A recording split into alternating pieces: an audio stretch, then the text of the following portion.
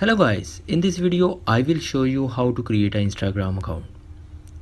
First, download the Instagram app from the App Store, but I am already installed, and open Instagram app. I'm already one account running on Instagram. I'm create a new account. Click my DP right bottom and click right top three lines. Go to your Instagram menu and click setting. Now drop down and click add account. Now if you create a new account, then click create new account. Now choosing a username for your new account,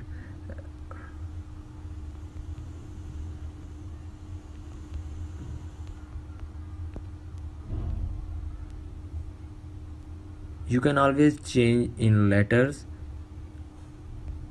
and click next and create your password. Click next. Now complete setup.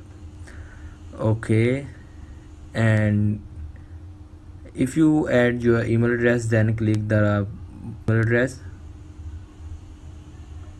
I am click sign up.